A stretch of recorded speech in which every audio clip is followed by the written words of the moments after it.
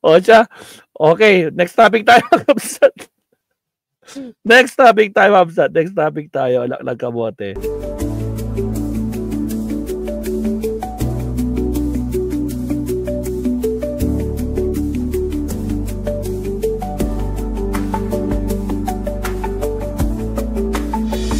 Piliin ang sarili, piliin ang BioFit.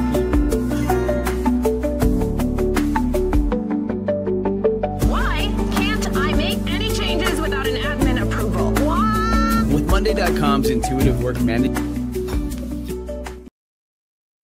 Alright, mga Absat. Ito, nakita lang natin ha. Instant to na instant na kwanto na subtopic natin pero liitin lang natin kasi ABS-CBN to, mga Absat, no, mahirap na. Naku, kaso mahaba. Papapiawan lang natin to, subukan natin papiawan ha. Hindi ko to nasubaybayan pero sabay-sabay natin pakinggan. Kiko Pangilinan versus Robin Hood Padilla. Okay, pasok. Yung bitiw na salita ng bata dito sa video na sinasabing ginawa namin ng krimen dahil alam namin hindi kami mapaparusahan ay maling impormasyon. Hindi tama na hindi sila mapaparusahan. At yung mga edad 16, 15... Wait lang, attorney. Wait lang, bilisan natin. Bilisan natin para di tayo makapiright dyan.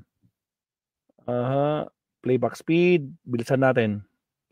Tingnan ko makakapag-debate dito si Robin Padilla kasi hindi nakapalag to kay Attorney Coco Pimentel eh. Tingnan natin kung makakapalag to kay Kiko. From Coco to Kiko.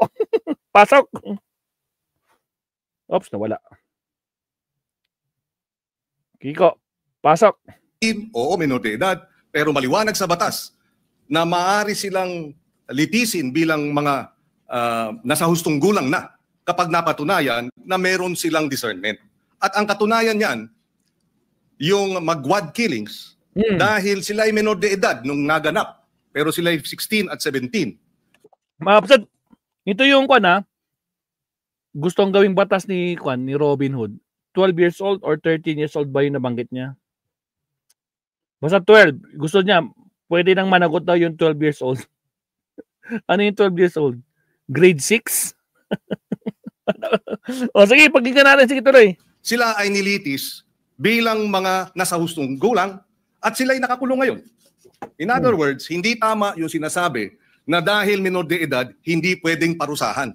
Dahil yung dalawang involved sa magwad killings, pinarusahan. Nakakulong ngayon. Sa ating kasalukuyang batas po, yan na. Ang mga 15 anyos pababa ay exempted sa kriminal na pananagutan. At sasailalim sa mga intervention program ng pamahalaan.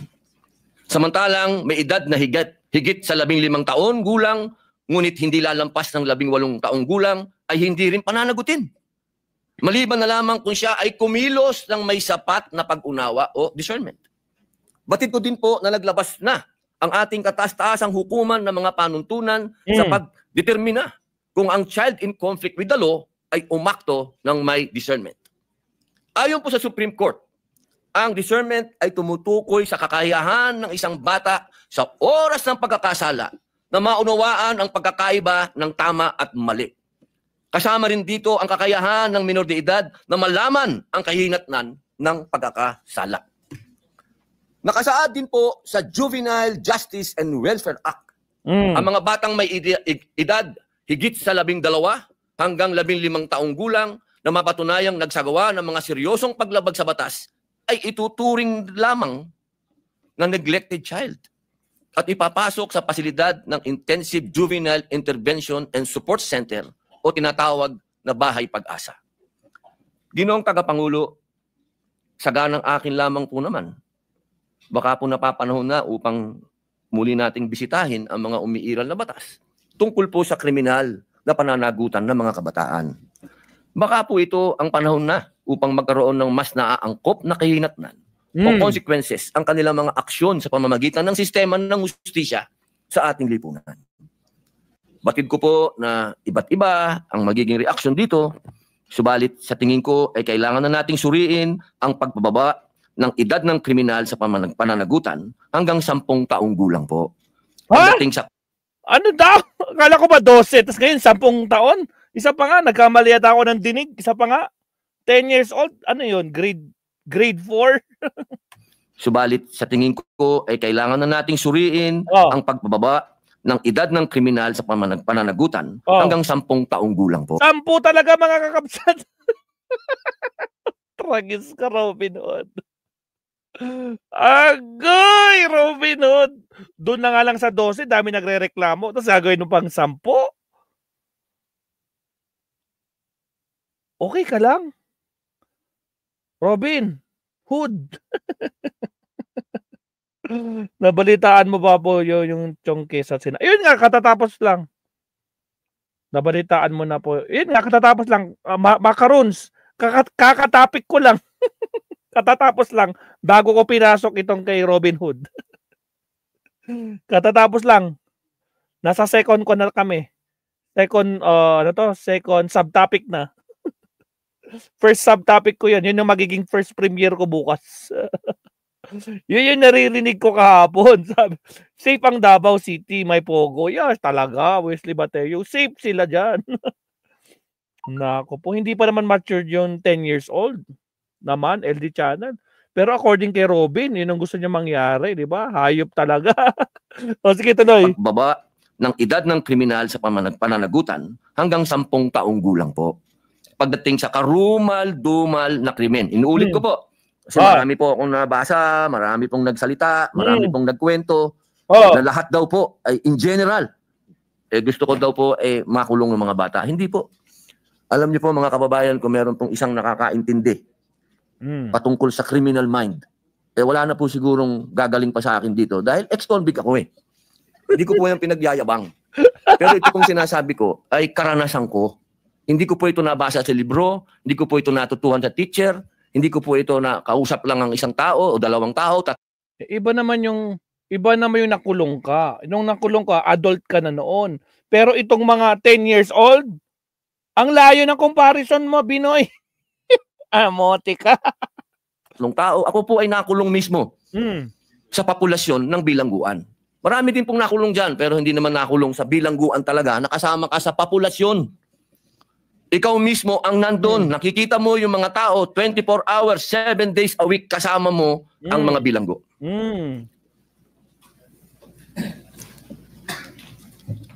Yan naman po ay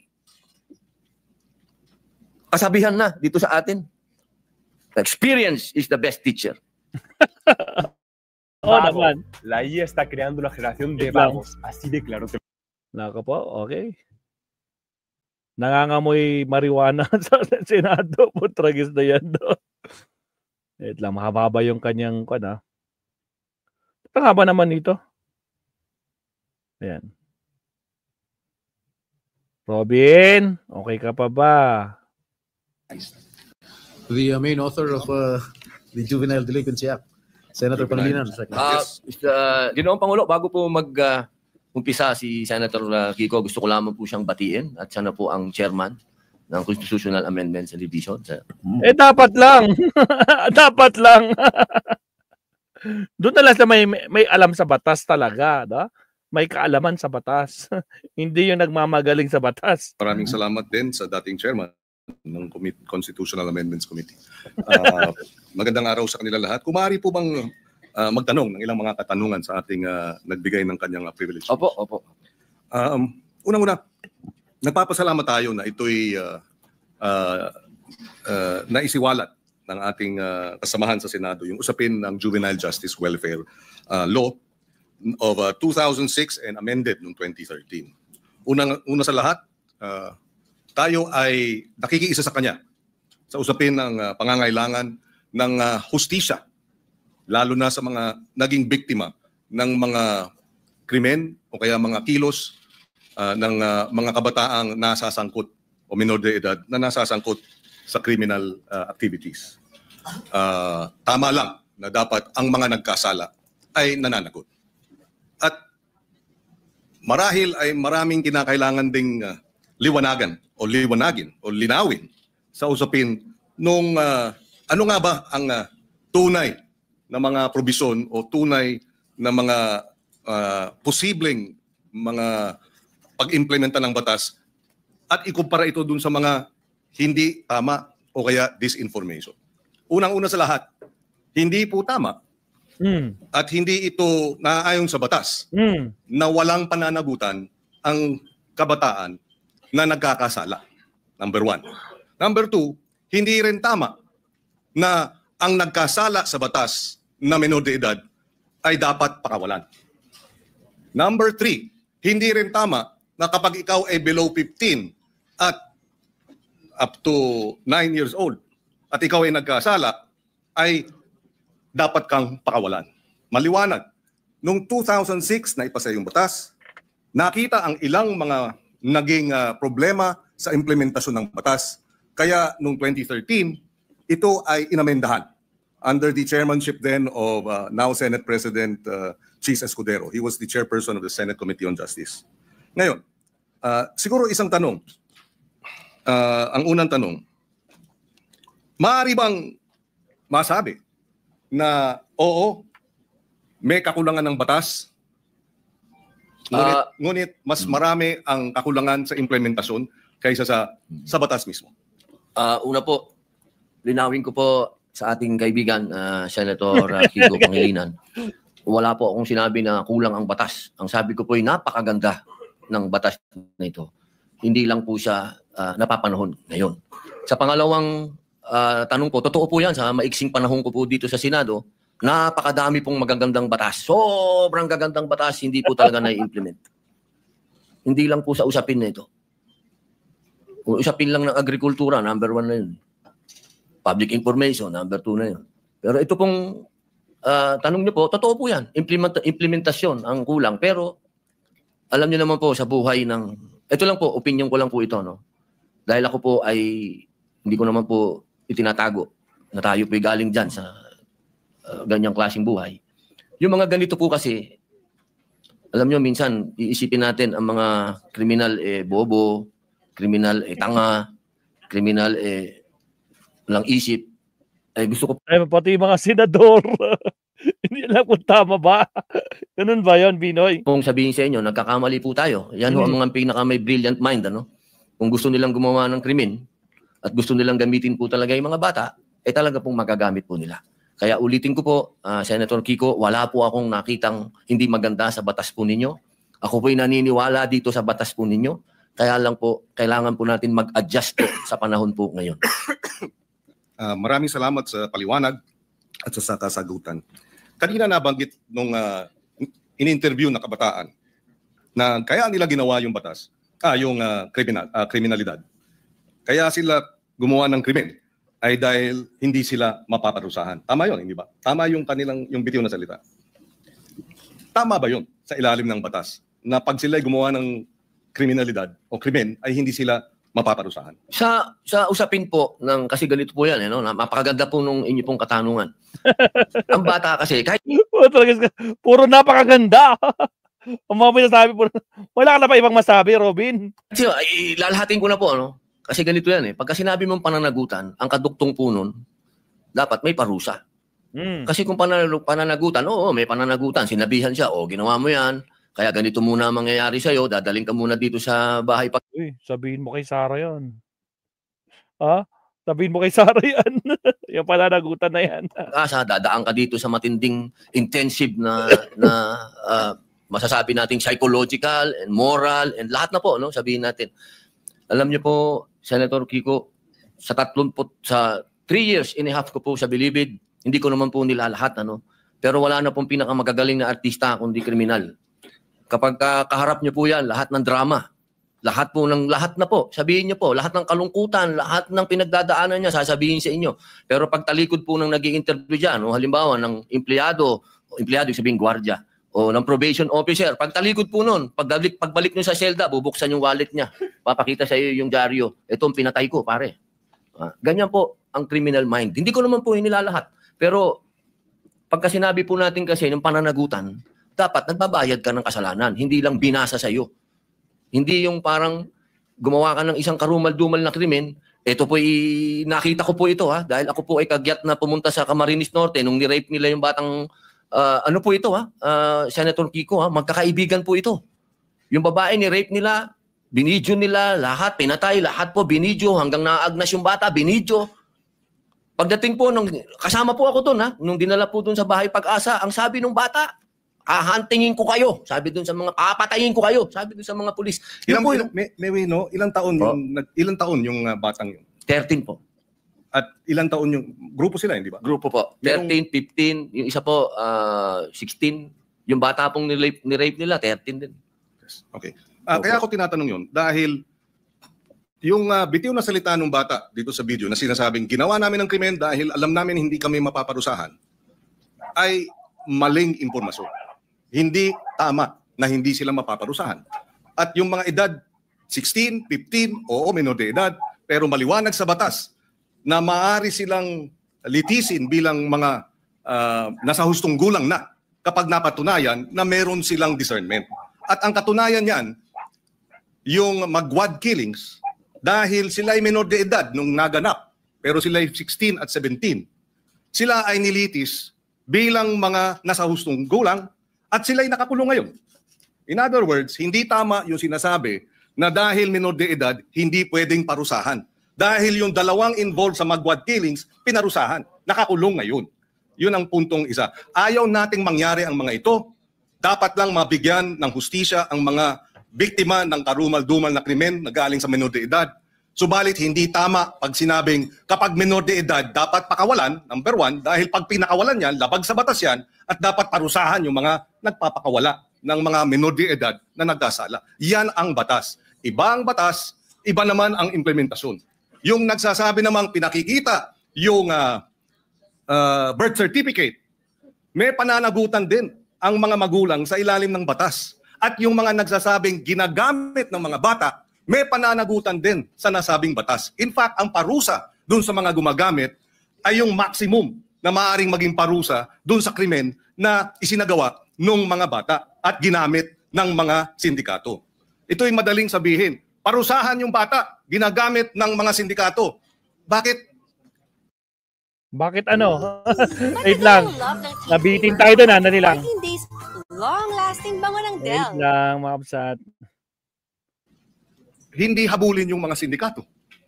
Yun. Kasi mas madaling parusahan yung bata. Mahirap parusahan yung mga sindikato. Dahil yun, makapangyarihan. Yung bata, vulnerable. Ginamit na ng mga sindikato, exploited na, biktima na, dahil ginagamit at kinakasangkapan, at mabibiktima ulit ng Estado dahil kailangan silang parusahan at ikulong. Kaya kinakailangan marahil ay balansehin natin. Sa usapin ng unang-una, yun nga ba talaga ang sinasabi ng batas? Allow me to read some of the provisions. Parents shall be liable for damages unless they prove to the satisfaction of the court that they were exercising reasonable supervision over the child. Ibig sabihin, may pananagutan ang mga bata, ang mga magulang. Meron ding maliwanag na usapin. Pananagutan ng mga gumagamit sa bata, Section 20C. Any person who in the commission of a crime makes use, takes advantage of, or profits from the use of children, including any person who abuses his authority over the child, shall be, or instigate the commission of the crime, shall be imposed the penalty prescribed by law for the crime committed in its maximum period. So kung ginamit sa droga, maximum sentensya sa usapin ng illegal na droga ang ipapataw doon sa mga magulang o sa mga adults, sa mga sindikato na gumagamit sa mga bata. Again, ihiwalay natin yung implementasyon ng batas. Kung mayroong mga kulungan, dapat managot sila. Pero iba naman ang batas mismo.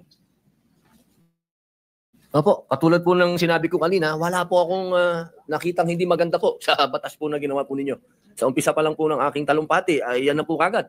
Sinabi ko po ay napakaganda. Yun lamang po sa usapin, doon lamang po sa edad. At yun po talaga ang aming intensyon na bumaba po ito. Dahil sa nakita naman po natin, talagang yung mga nakakagawa po ng krimen ngayon ay nasa ganung edad na po. Huwag niyo pong isipin na ang aking amenda ay para guluhin o sirain ang honor ng batas po na. Hindi po. Ako po ay isang ayon dyan. Yung lamang pong provision na yun. Kailangan lang naman po talaga nating pag-aralan mabuti dahil sa ngayon po talaga aming ginagalang at mahal na Senador Kiko Pangilinan, iba po kasi ang pinanggagalingan natin. Kayo po ay magaling na abogado. Kayo po ay nasa, medyo ironic lang kasi kayo ang nasa posisyon ng akusado, ako naman ang nasa posisyon ng biktima. Pero iisa lang po yung ating mithiin, proteksyon na ng mga bata. Bata. Opo. Pero yung mga nakagawa po ng mga heinous crime, hindi ko po talaga matatanggap na tatawagin nating mga bata itong mga ito. Tama po yan. At kaya nga nakalagay din sa batas, kung sila ay kumilos at magkaroon ng discernment at kumilos na parang mga tulad ng mga adults nasa hustong gulang na, from 18 to 15, dapat litisin bilang mga nasa hustong gulang na. At yung 15 and below naman, pagka serious offenses, pwede silang mandatory confinement for a period not less than 1 year.